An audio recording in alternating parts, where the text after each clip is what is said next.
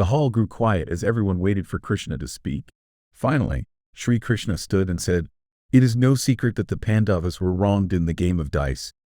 Look at Dharmaputra, who lives up to his name, Bhima, whose bravery is unmatched, Arjuna, the master of combat, and Nakula and Sahadeva, the courageous twins. Despite enduring immense suffering for 13 long years, they have kept their promise. Yudhisthira, the embodiment of truth and righteousness, desires peace above all. The Pandavas wish to reclaim their kingdom through peaceful negotiations. They are not eager for war. But I doubt Duryodhana will agree to their fair request. If history is any guide, conflict may be inevitable. However, peace must always be our first option." Krishna paused, allowing the others to reflect on his words, as the room remained silent in anticipation of what would come next. A diplomat, skilled in negotiations, will be sent to the Kaurava court to gauge their reaction.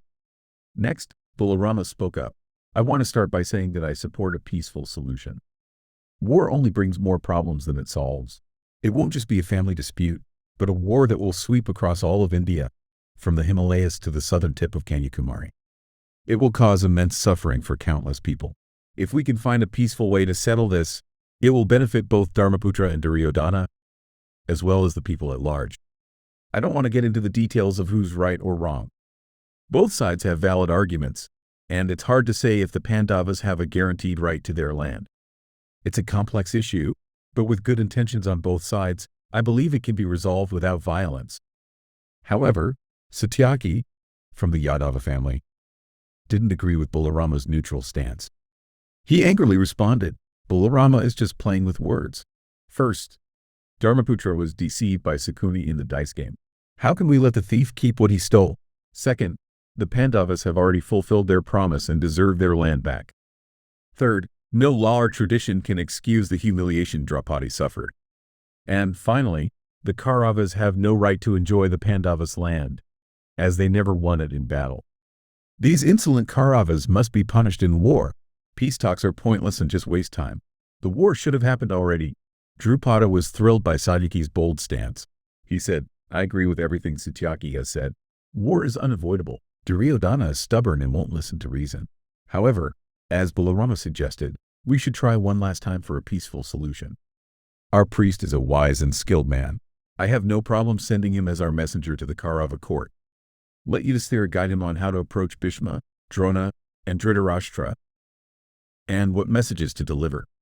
Sri Krishna then stepped in and said, "I completely agree with Drupada's position. Balarama and I came here for the marriage, and we support peace. We didn't bring our armies because the Kauravas are also our relatives by blood. Peace is essential, not just for us, but for the well-being of everyone. However, my advice is to prepare for war even while negotiating for peace. We are all returning to Dvaraka, and I hope Dharmaputra will inform us about the outcome of the peace talks." With that, the Yadava party left for Dvaraka. Meanwhile, Duryodhana and his brothers weren't sitting idle. They were busy gathering their allies and friends, along with their armies, and looking for secret supporters even among their enemies. Duryodhana sent trusted messengers to Salya, who was Nakula and Sahadeva's maternal uncle, hoping to secure his support. No one was overlooked. Duryodhana also planned a visit to Dvaraka to meet Sri Krishna personally and win his favor. In this game of politics, strategic moves were valued even more than military tactics. Outwitting opponents with clever plans was seen as more important than courage on the battlefield. Armies were constantly on the move, and as the epic poet described, the earth trembled under the endless march of soldiers.